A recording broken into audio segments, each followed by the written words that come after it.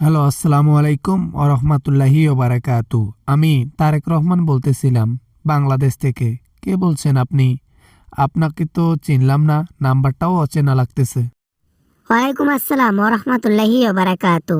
আমার নাম ওবায়দুল কাদের। আওয়ামী লীগে একসময় কাউয়া কাদের নামে সবাই চিনত। আমি সেই কাউয়া বলতেছি। তা কাউয়া সাহেব, আপনি আবার আমাকে ফোন করছেন কেন?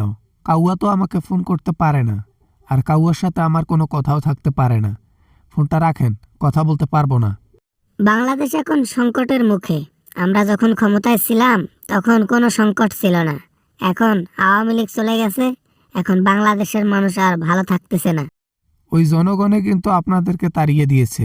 ওই জনগণই, আপনারা যার কথা বলতেছেন যে খুব ভালো রাখছিলেন, সেই জনগণই আবার আপনাদেরকে তাড়িয়ে দিয়েছে। এমনি এমনি তাড়ায় নাই কিন্তু। এখন তো তারা পস্তাইতেছে, এখন তারা বুঝতেছে পেট্রোল পাওয়া যায় না, তেল পাওয়া যায় না, বিদ্যুৎ থাকে না, গ্যাস পাওয়া যায় না, দাম বেশি সব কিছুর। এটাই হচ্ছে সংকট, যেটা আওয়ামী লীগের আমলে ছিল না। তাই নাকি? তাই এত যদি ভালো কাজ করে থাকেন, তাহলে বাংলাদেশের মানুষকে আবার ওই হত্যা করলো কেন আপনার নেত্রী? গণহত্যা করে বাংলাদেশ থেকে পালিয়ে গেল কেন আপনার নেত্রী? ওই তো ক্ষমতা টিকিয়ে রাখার জন্য যতটুকু করা লাগে অতটুকু করা হয়েছে। এখন এর মধ্যে ক্ষমতা টিকে নাই, সেখানে আর দোষ দিয়ে লাভ কি? এখন পস্তাক জনগণ। আমরা তো আর ঋণ করে চালাচ্ছি না দেশ, তোমাদের মতো। জনগণ তো এটা কখনো দেখতে যাবে না যে দেশ কেমনে কারা কিভাবে চালাচ্ছে।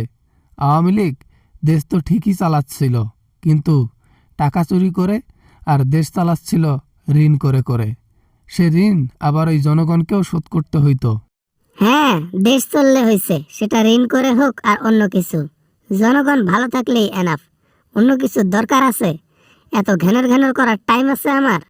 টাকা চুরি করতে করতে টাকার পাহাড় বানিয়ে চলে গেছেন। কোথায় আছেন এখন? কোনোদিনও দেশে ফিরবেন না? দেশে ফিরলে আপনাকে সুদলিং পং করে দেওয়া হবে 14 শিখের মধ্যে।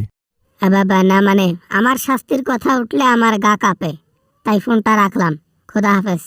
ফোন রেখে কয়দিন পালিয়ে বেড়াবি? হয়তো প্রবাসীর হাতে তুই ধরা খাবি।